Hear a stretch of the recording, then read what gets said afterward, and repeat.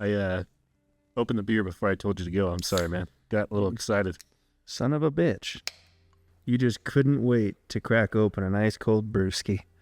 I've been wanting this beer for a little while. It's a good one. Oh.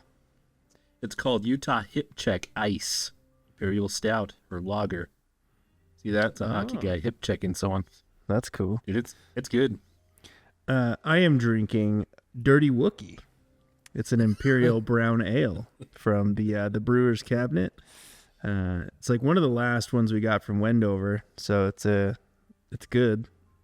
I'm excited about it. I'm going to say something, though, and it's probably going to get me a lot of hate, but okay. Going with the Wookiee theme, Star Wars, completely overrated. Just going to say it. You mean like the originals or the ones made after? All of it. Because there's a clear delineation in quality. Sure. The first, 6 were fine. I have nothing wrong with it, right? They were great. No. Okay, so you're already. Well, not the first 6, the original 6. Okay, all right. No, I don't mean the first, see, this is the problem is chronologically. Fan, man? No, chronologically. Fucking ass, dude. I'm talking about. All I'm going to tell you is Jar Jar Binks was a fucking masterpiece, man. It was the peak of Star Wars. No. See, 4, 5, 6 was good. 1, 2, 3 was meh. Disney sucks ass. Yeah. No, I mean it's I've never bad. watched them. I haven't either. I watched one of them because I think when Haley went with a work premiere and they took everybody as a +1, and I was just like, I don't care at all about this. I'm not invested in this at all. And I know it's a cult following, dude. People die for Star Wars, and I don't care. I just don't like it. Yeah. I always feel like, at least as of lately, a lot of franchises have been bought and centralized to certain groups, and they just like to give you a big middle finger to the original content. Star Wars sucks ass. Evil Dead sucks ass. I don't watch remakes anymore. I'm done. Yeah. Well, Disney just gets in and unless it's a small production team. Yeah. Disney just sucks, man. Yeah. Well, it's like the Marvel shit, man. I mean, it's all there's 800 things now, and it's just I won't watch Marvel. Yeah, I won't watch a single one. I stopped after what was it, Endgame? Never watched another one after that. Yeah, it went severely downhill after Endgame. I will say, I think that was the peak. I think that's the peak that they're ever going to hit again. Honestly, was Endgame. But I did watch a movie that I really liked not too long ago. It was called Companion. But it's the same team that made the movie Barbarian. Did you ever watch that one about the Airbnb? No. I think you'd like it. I really do. It's it's a smaller team, from my understanding, but they'd made this movie called Companion, and it's really good. I won't delve too much into it, but I think you should watch it. But it was original. I liked it. It was really cool. It's not quite a horror film. It's more of a suspense and a thriller. But it was good, man. It was good. I was going to say, they're also making that new Final Destination that actually is getting a lot of really good reviews. They're saying it's actually really good. So I don't know. I'm skeptical. It's not a remake. I mean, it's they're just doing new ones, right? It's new stories and whatever. You can only be kicked in the balls so many times before it stops Every being time fun. I go to a movie, I really want it to be good. I go into, I open the doors, I walk in, and I get kicked in the balls every time, every fucking time. I'm so sick of it. And people are always blaming the fan base for not liking movies anymore. It's dude, I don't know. They just suck. I don't understand what happened. I swear movies used to be better, man. Yeah. I don't understand, though. I don't know how to put my finger on it quite, but it just seems like the quality of the writing is worse. Everything's more predictable. And, the character development is... Okay, I'll stop. It's ass, but okay, I'm done. I think the common denominator here, Cleet, is you. I think you're just... You don't like to be impressed. Okay, but it's not Jar Jar Binks. Dude, that's when Star Wars was at its peak. You'll never beat Jar Jar Binks. I will take Jar Jar Binks over the Disney versions of Star Wars. Okay? Oh yeah, see, that's what I'm saying. I get it. But anyway, you were saying. So I watched a scary movie last night, and it was okay. It wasn't bad. The problem is I don't remember the title. So if anybody's listening and you want to put in a comment for the movie, I think it was on Netflix. You watched it last night Amazon. And you don't remember? My wife picked it. I didn't look at the title. What was it about? It was was about an old lady that went into an old people's home, and she starts seeing things, and she gets diagnosed with some deterioration of her mind, like Parkinson's, dementia or something like that. And you're trying to figure out through the course of the film, is she crazy or is there like some weird shit going on, like occult stuff? And like, I didn't like the ending. I think the ending sucked, but I mean, it's worth a watch if you're trying to find like an average horror film. So I would give it my tentative recommendation. It's 60% good, 40% bad. All right, so 6 out of 10. I like it. I'm just gonna go to Netflix and Google old folks home and see if I can find a movie. I think it might have been Amazon Prime, to be honest with you. But anyways, tonight we're going to be going back and finishing up the 411 stories. We have a couple of stories left, and we're going to go into the themes, or I guess you would say patterns with the disappearance cases, because that's kind of how David Pleiades like finds these. We'll get into them at the back end of the episode. But we're going to jump into some more spooky stories. And I will say, before we start, I've been listening to this guy on YouTube right before I go to bed, and it's been kind of spooking me. And he just talks about strictly creepy stories people have had in the wilderness. And I guess they, like, email them their stories. Dude, it's pretty creepy. Like, there's some nights I'm just like, oh, God. Like, and then, like, I always want to go camping, but, like, I'm kind of, like, weirded out to bring my son. Like, I think he has to hit a certain age, like... Because I would just be, I don't consider myself a helicopter parent by any degree, but like just the thought that there could be some type of predator that I'm not aware of, like within the vicinity of my campsite, and my son being like the prime target because of his size, I just don't know if I'd be comfortable with that. And, I just think I would feel a little anxious. I don't know though. Dude, being a parent, I just have to think about it. It's just different. I was just saying, being a parent, man, it instills a whole new level of fear and paranoia in you. Like, it's ridiculous. I'll get that way if I'm walking through the grocery store and my son like goes down a different aisle and I see him like, nope. He's like, hey, Dad, watch this. Fuck. No, see, that's fine. That's fine. It's more of a, having some guy just snatch him up. He's like, hey, Dad, look at this fucking thing. I'm like, hell yeah, buddy. Okay, let's jump into the stories. I will be doing the first one, and it's Connie Johnson, the missing wilderness ranger. Experience is no guarantee of safety in the wild. Connie Sailor Johnson, 76, had decades of wilderness savvy. She was a former U.S. Forest backcountry ranger in Idaho, an avid hiker who knew the mountains like the back of her hand. And you said she was 76? Yeah, man. Damn. A lot of the old people like disappear, but it's like when David Pleiades talks about it, it's a lot of people like that are in weird categories on the spectrum. And what I mean by that is age, intelligence. I guess a lot of German people disappear for some reason, but like people with like genetic defects disappear. Like it's just interesting, right? Anyway, yeah. In the fall of 2018, Connie was working as a camp cook for a hunting outfitter in the Nez Perce Clearwater National Forest in Idaho. Their camp sat on Big Fog Mountain, accessible only by horseback, surrounded by endless forests and granite outcrops. When the hunting party left camp on October 2nd, 2018, for a multi-day trip, Connie and her loyal border collie Ace stayed behind at camp. They radioed her the next day, October 3rd, and though Connie answered, her transmission was garbled and weak, as if something was interfering with the signal. That was the last time anyone heard her voice. By October 5th, the hunters returned to camp, only to find Connie and her dog gone. The campsite was reportedly intact. Connie's belongings were there, but no sign of struggle or obvious accident.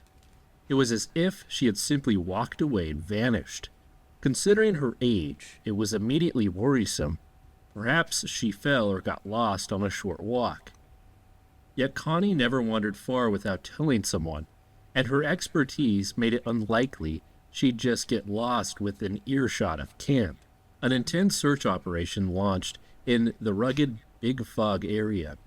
Teams on foot, tracking dogs, horseback riders, helicopters with flare thermal cameras all scoured the canyon ridges and creek beds for nearly 2 weeks.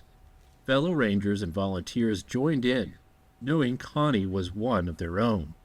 The search had every advantage technology could offer.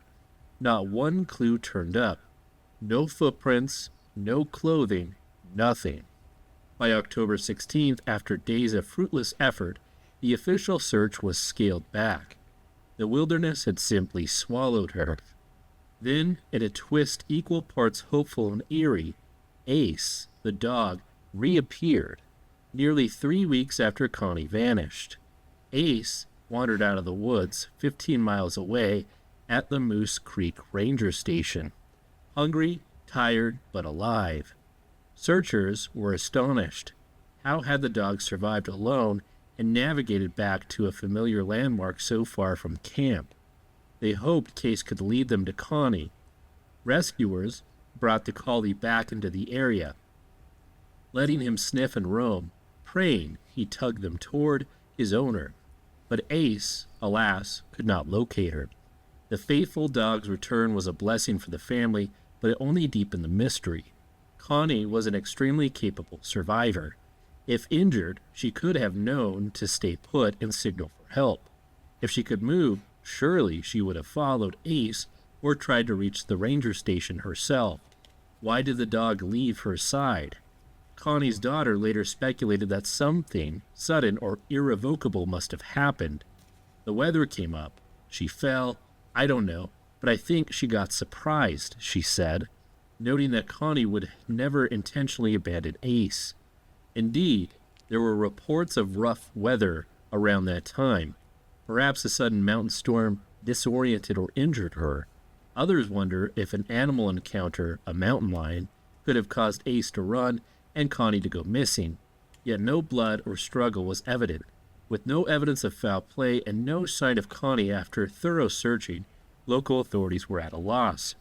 To this day, Connie Johnson is missing. This case remains open but cold. The only tangible trace of her is Ace's Wilderness Odyssey.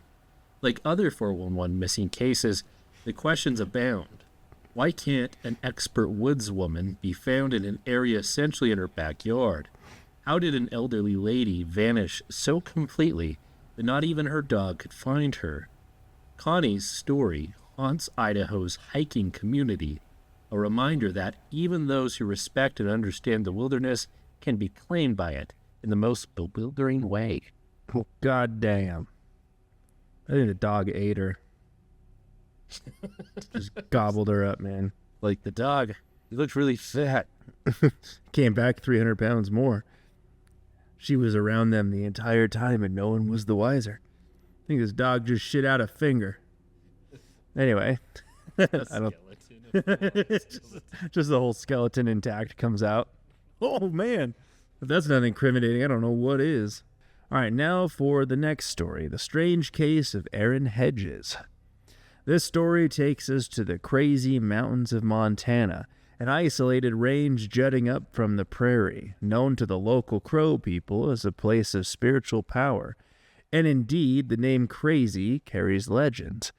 Can you imagine? Let's go hiking, man, in the crazy mountains. Dude, we should find like the creepiest place, like mountain range in Utah or like area, and we should go check it out. I'm down. There's a lot of like devil passes and all this other crap. I think David Pilates brings it up. Like a lot of those names, like they named it for a reason, like because people went missing in that area. So a lot of those like spots that are named something like kind of creepy, like there's a reason. You're saying they don't name them out of drawing them out of a hat? Like, what are we going to get today? This is Skullfuck Island. Whoa. They got like a little wheel. They spin like 3 skull. And this one says fuck. And this one says tango. Skullfuck Tango Ridge. Oh my God. I'm not going there. That's funny. Fucking mountain range wheel. Just send it spinning like fucking Jeopardy. Are you kidding? The original random generator. In September 2014, Aaron Hedges, a fit 38-year-old from Bozeman, headed into the crazy mountains for a backcountry elk hunt with 2 friends. Aaron was an experienced outdoorsman. These rugged lands were not new to him. The party set up camp near Sunlight Lake on the west side of the range. A couple days in, Aaron decided to break off briefly to fetch some extra supplies, food and warmer gear, from a cache they had stashed earlier in the year at a place called Campfire Lake to the north. I mean, it sounds kind of nice. Like, you've got the crazy mountains, but then you've got Sunlight Lake, you've got Campfire Lake. Yeah, some nice little areas that'll make you crazy. It's all a front, man. It's a facade. That's how they get you. We're going to go to Butterfly Grove and skull fuck tango. I'll see you there. Well, some guy disappeared there, and all they found was a skull. And his eye socket was really pressed in. I wondered if you were going to take it there. I was just going to let you run with it, man. He told his buddies that he'd be back later that day. He carried his bow and a GPS unit, but as fate would have it, Aaron never returned to camp. Over the next week, a large search unfolded across the mountains. Turned out Aaron missed the trail to Campfire Lake. Perhaps his GPS failed, or he took a wrong turn, and he ended up moving eastward, deeper into the wild. After days of looking, searchers found baffling clues on the opposite side of the crazy mountains from where he'd started. First, they found Aaron's boots. Yes, his boots, taken off and left neatly by a fire ring near a creek in a remote drainage. Alongside were some torn pieces of a water bladder and the remains of a small campfire. It appeared Aaron had camped there, for reasons unknown, and decided to shed his sturdy boots. Perhaps they had gotten soaked in the creek or caused blisters, or he might have been experiencing the paradoxical behavior of late-stage hypothermia, where victims sometimes shed their clothing. The location of the boots was puzzling, far east of where he should have been, as if he was heading out of the mountains entirely. Then, 9 months later, in June 2015, a rancher, miles further east, found Aaron's backpack, bow, and hunting license neatly together in a field on the plains near the base of the mountains. This was over 6 miles from the boot site, and basically at the eastern fringe of the crazy mountain range. The area had been loosely searched before, but the items were missed. Perhaps snow had covered them at the time. Now they turned up as if waiting to be found, and inside the pack, some supplies were still there. If Aaron had been alive and walking, why would he abandon his pack with food and gear? The mystery only deepened. Finally, in August 2016, 2 years after he vanished, the final discovery was made.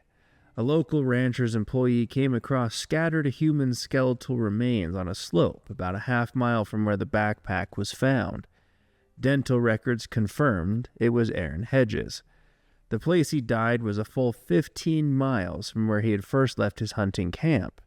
Astonishing, given that he had presumably traveled all on foot, off-trail, through extremely rugged mountains. The Sweetgrass County Sheriff concluded Aaron likely succumbed to hypothermia and the elements. It seemed that he got lost, survived for some days, long enough to make a camp, light a fire, even possibly in a relatively good shape to cover ground, but eventually died. They suspect after ditching his boots, maybe due to fatigue or injury, he continued in either spare shoes or makeshift footwear, pushing east, perhaps hoping to find civilization. Yet, as much as one might wrap it up as an unfortunate case of getting lost, there are some strange angles. For one, Aaron's trajectory defied logic. Instead of correcting course southward to reunite with his friends or backtrack, he went east, effectively crossing the entire crazy mountain range alone. Why? Was he so disoriented without his GPS that he thought east was west? Or was he deliberately trying to exit the mountains on the opposite side? If so, why ditch essential gear? And how did he manage those many miles in rough country with no boots? The sheriff notes speculated maybe he carried an extra pair of shoes as he had been at camp. Indeed, a cell phone was found with his remains, suggesting he still had some possessions on him even after leaving pack and boots. Possibly he switched to other footwear before leaving the boots behind. The boots by the fire pit particularly capture imaginations. They were found upright, side by side, not flung or lost, almost as if he consciously placed them there and walked away. Seasoned outdoorsmen will tell you abandoning your boots is a death sentence in rough terrain. It's not something one does in a rational frame of mind. Did Aaron experience some kind of panic or delirium? Hypothermia can cause confusion and poor decision-making. Or did something frighten him in that camp by the creek, causing him to flee quickly, boots off, perhaps due to wetness? Aaron Hedges' story is often cited in missing 411 discussions because it combines both a prolonged search with no results and then later a bewildering resolution that answers where, but not why. Authorities concluded a tragic misadventure. Private investigators and armchair detectives wonder if there was more. Could he have encountered foul play that was covered up? Unlikely, no evidence of trauma was on the remains. Some even theorize Bigfoot, as the crazy mountains have their share of Sasquatch lore, suggesting perhaps Aaron shed his boots and gear under duress of something pursuing him. That's firmly in the realm of speculation, but it shows how, when the facts don't quite line up, the mind searches for wild explanations. What we do know is Aaron's case hits key notes. Initial search finds nothing. Items discovered much later as if deliberately placed in the open. Distance traveled was far beyond expectation. Removal of clothing in a way that's not easily explained. In the end, at least his family got answers and could lay him to rest. Something many families of missing 411 victims never get. But in some ways, the answers only created new questions. Aaron's journey through the crazy mountains was one man's final, fateful odyssey, and the only witness to what truly happened to him in those 2 days was the big sky over Montana. Okay, the last one we'll be covering is Casey Hathaway, the boy who befriended a bear. And with that, I'm cracking open my second beer of the evening, because it's definitely a good evening for that. And this is Steve Austin's Broken Skull IPA from El Segundo Brewing Company. It's a good day to get drunk. Isn't that every day? Yeah, it could be. Yeah, it could be. Thanks for the approval there, bud. On a cold Tuesday afternoon in January 2019, 3-year-old Casey Hathaway was playing with friends at his great-grandmother's rural yard in Ernle, North Carolina. One moment, his laughter echoed through the winter woods, and the next, Casey was gone. His grandmother called 911 in a panic, and an exhaustive search began. Hundreds of volunteers and professionals combed the swampy, dense terrain with drones, helicopters, and canine units, racing against time to find the little boy before nightfall. But nature was not kind. By the next day, a fierce winter storm pummeled the area with rain, wind, and plunging temperatures.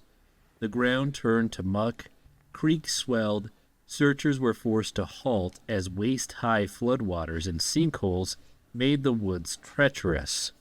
Temperatures dipped below freezing, and Casey was just a toddler in light clothing. Could a 3-year-old survive this? Rescuers feared the worst as hours turned to days. Then, on Thursday night, 2 days and 2 frigid nights after he vanished, a miracle. A volunteer heard a child's thin voice calling for his mother. Following the sound, they found little Casey entangled in thorny briars in the woods, crying, but still alive and safe. He was only about a quarter of a mile from where he disappeared. Wet, cold, scratched up, but in remarkable good shape. Rescuers had to wade through waist-deep water to reach him. He was that close, yet nearly invisible in the brush. How did Casey survive the freezing rain? The boy had a stunning answer.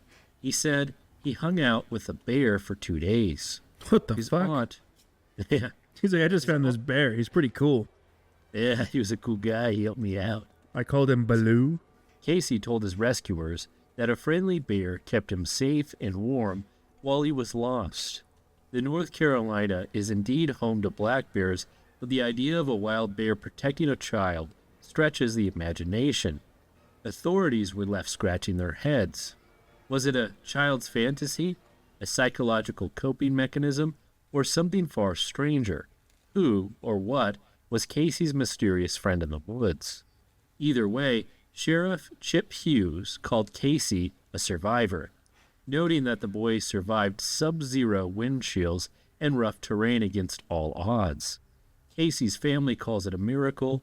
To this day, locals wonder if there was more to the toddler's incredible story than meets the eye.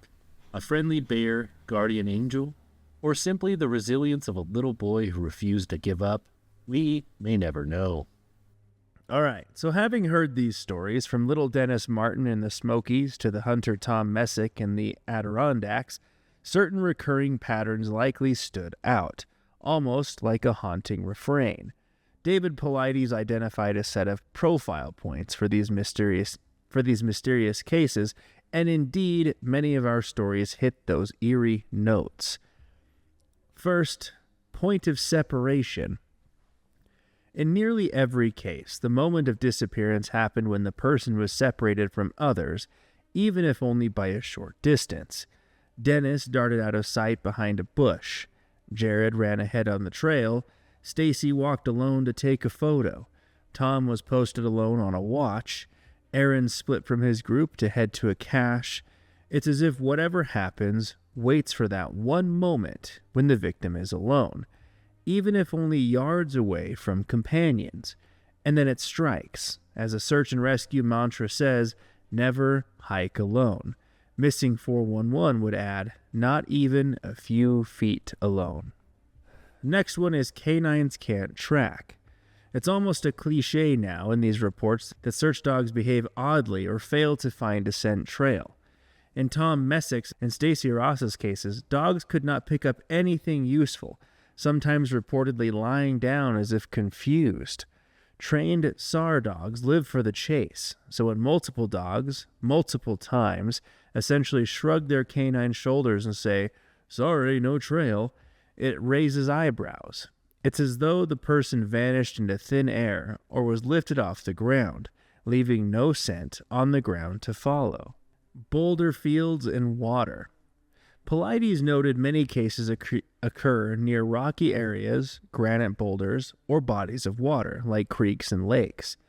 Dennis Martin disappeared near a mountainside and rain-swollen streams. Jared vanished by a rushing river and was eventually found near a high talus slope. Stacy was last seen by an alpine lake amid granite domes. Aaron's clues were by a creek in a rugged mountain range. Tom was by a pond and forested ridges with rocky outcrops. These features might be mere coincidence. National parks often have rocks and water, but some wonder if there's a connection. Sudden weather changes. Another commonality is that right after or during many disappearances, freak weather hampers the search. Within hours of Dennis going missing, a torrential storm hit, wiping away tracks. In other cases, sudden fog, snow, or temperature drops occur.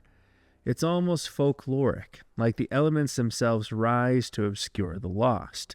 This, of course, could be pure chance. Mountainous areas do get sudden weather, but it's noted so frequently that it feels like a part of the pattern, found in improbable locations. When victims are found, alive or dead, they often turn up in places that don't make sense. Long distances away and higher elevations that would be hard for them to reach, especially the children or impaired individuals. We saw this with Keith Parkins, miles away over the mountains, with Jared up a mountain 550 feet above trail, and with Aaron, crossed an entire range. Even bodies are sometimes found right along trails that were already searched, implying they might have been placed there later. Or the opposite, an area so remote or inaccessible it begs the question how they got there on their own. Missing clothing or shoes. Many cases involve victims who are missing articles of clothing, especially shoes, under strange circumstances. Keith Parkins was found without his jacket. Jared's shoes were on, but pants were off and inside out. Aaron Hedges left his boots. Often when remains are recovered, one or both shoes are oddly absent or separated. Searchers might find a single shoe, neatly placed. It's as if something causes people to shed their clothing, whether from disorientation, hypothermia, or something inexplicable. Lack of clear cause of death. For those who are found deceased, autopsies rarely pinpoint an exact cause. It's often labeled as exposure or undetermined. Basically, the person died and we can't say how. There's usually no overt trauma, no signs of attack. It's as though life just left them. And last, if found alive, they have memory loss. A few fortunate souls who are found alive, like young children who reappear, often have no memory of what happened, or their accounts are bizarre and not fully logical. They might speak of animals or imaginary friends caring for them. This, of course, could be just the way a child's mind copes, but it feeds the mystery. These patterns form the backbone of the missing 411 mystery. Not every case has all of them, but many have multiple. They suggest something beyond the ordinary mishap. And yet, pattern or not, we are still left with the ultimate question. What is happening to these people? To explore that, we have to wander into the realm of theories, from the logical to the lunatic. All right, let's jump into theories. Natural, criminal, or paranormal. Maybe it's a league of men with windowless vans. What? What's that? What? A league of windowless vans? What did you just say? Men with windowless. Now to theories. Natural, criminal, or paranormal. When confronting cases like these, our rational minds first gravitate to ordinary explanations. Many officials and skeptics say there are likely nothing mysterious at all, just unfortunate coincidences, errors, and nature being nature. But families, and those who have investigated deeply, often reject these answers, pointing out all the inconsistencies. Let's consider the spectrum of the theories. Misadventure nature. The most straightforward explanation is that each person got lost or succumbed to an accident or wildlife. Nature can certainly be cruel and confounding. A small child can wander and hide in a cranny impossible to see. A fit adult can slip on a loose rock, fall into a ravine, and be concealed by vegetation. Hypothermia can cause paradoxical undressing, like removing clothes, and delirium. In Jared's case, a mountain lion might have indeed taken him. Partial remains and his disappearances align with a predator encounter, even if some evidence is odd. In Aaron's case, he likely died of exposure in a state of confusion. Weather can wipe away clues and quickly erase a scent trail. The wilderness is vast and not an amusement park. People can vanish and not be found simply because of the terrain. Occam's razor would suggest that most of these folks tragically died in the wild due to getting lost and only seem mysterious because we haven't found their remains or understand every quirk of the case. However, the counter-argument to pure misadventure is the baffling lack of evidence and the precision of timing. How do experienced hunters like Tom Messick or skilled hikers just vanish so completely within earshot of friends? It's one thing to get lost, another to leave no trace at all over years. In many missing 411 cases, extensive searches fail in areas where the person should have been, only to find them later in previously searched spots or not at all. The odds of that, while not zero, stretch credibility when it happens again and again, so nature alone doesn't satisfy everyone. The next theory, human predators or foul play. Another theory is that some of the disappearances are the work of a serial killer or kidnappers operating in the shadows of the national parks. Could there be a human element, sinister but very much mortal, stalking these victims? In Dennis Martin's case, the family strongly suspects kidnapping. The eerie sighting of a rough-looking man in the scream supports the notion that a person could have grabbed him and fled. The internet sleuths suggest that a network of criminals might exploit parks, which have lower law enforcement's presence and difficult terrain, to abduct people. There's also the fringe theory of feral people, or wild mountain men, living undetected in parks, occasionally snatching victims, a modern take on legends of cannibalistic clans. For adult cases, foul play is considered too. Perhaps Stacy Herrera's encountered a lone criminal on the trail who took her, though it seems improbable in that setting. It can't be 100% dismissed. Tom Messick? If someone wanted to harm him, they'd have to silently abduct an armed 82-year-old with others nearby and leave no sign. Very unlikely. The Yosemite area did have known criminals. In 1999, a park employee, Carrie Stainer, horrifically murdered 4 women. Proof that killers can lurk even in paradise. But none of Stainer's crimes involved disappearances. The bodies were found and the crime solved. No known serial killer fits the missing 411 pattern nationwide. If it were human predators, they'd have to be incredibly stealthy, highly opportunistic, and bafflingly successful at leaving no evidence. It also doesn't explain cases like Keith Parkins. No human is carrying a toddler 12 miles only to leave him alive. The other theory is the paranormal or the unknown. Here we step off the map's edge into speculation. Missing 411 has attracted countless paranormal theories. Some whisper Bigfoot. Given Pilates' background in Bigfoot search, this comes up often. Bigfoot lore includes stories of giant ape-like creatures supposedly abducting people. Could a Sasquatch have snatched Dennis Martin? There's UFO/alien abduction ideas. Light beams swooping people away. In some cases, people report strange lights or noises, leading the musings about extraterrestrials or interdimensional involvement. One of the more intriguing local legends is the staircases in the woods or portal theory.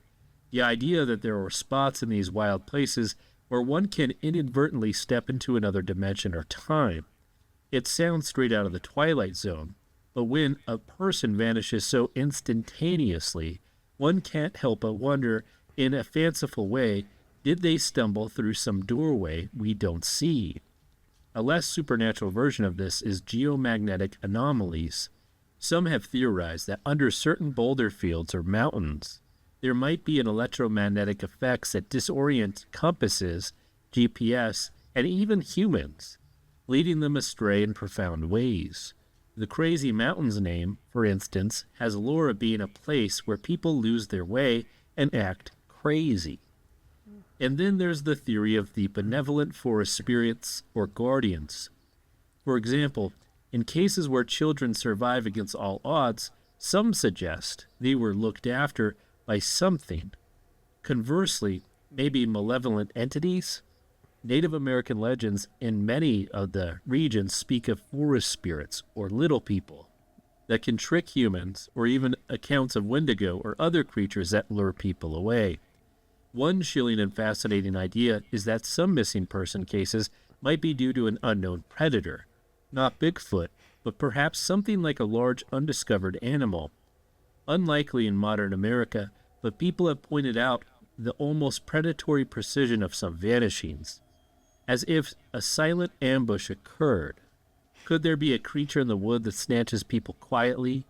This verges on sci-fi horror, but it shows how people are groping for any explanation when the conventional one falls short.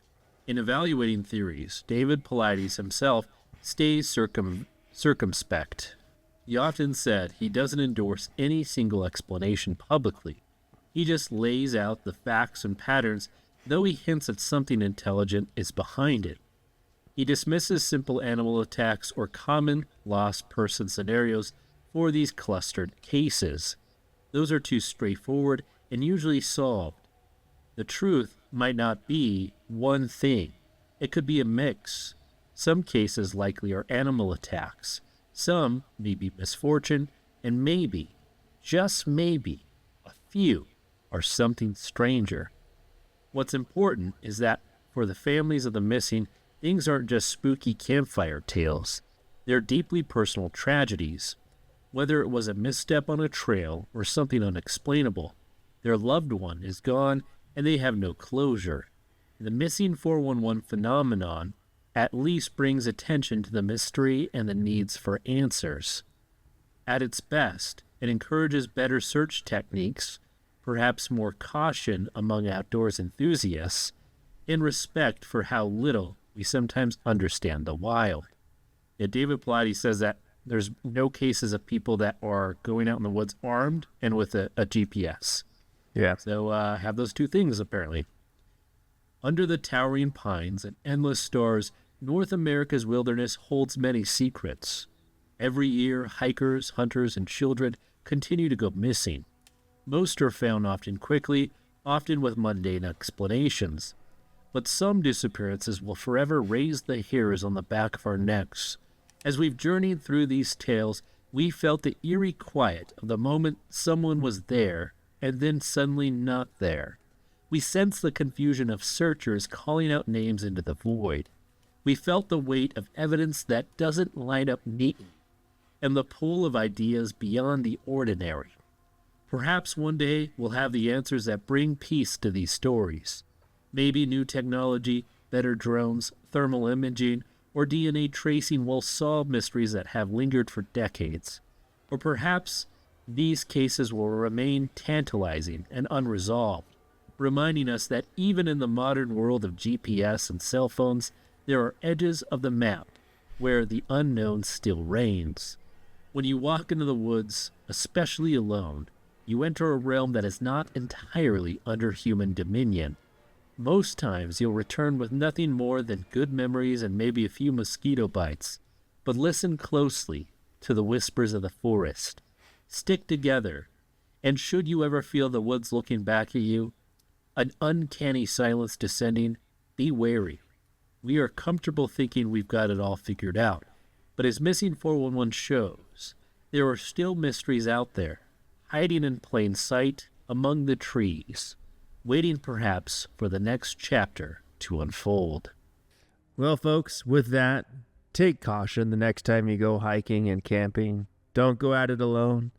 Pack a gun or some safety material and a GPS, so hopefully you can come out and tell those stories and send them to us at entertheabysspod@gmail.com. And with that, we're going to wrap up tonight's episode. As always, a huge thank you to our paid supporters of the show: Soylent Cleat Feet, Curtis and Laura, Mothman, Conklin Family, Laura and Lou. Your paid support of the show is tremendously helpful, and if you yourself would like to join these amazing people, there's a link below and several tiers to choose from, as well as a one-time beer donation to the fund if you'd like to support us that way. If you're listening to us on YouTube, please like, share, and subscribe, as it really helps us get us out there. And as always, thank you for entering the abyss. Until next time.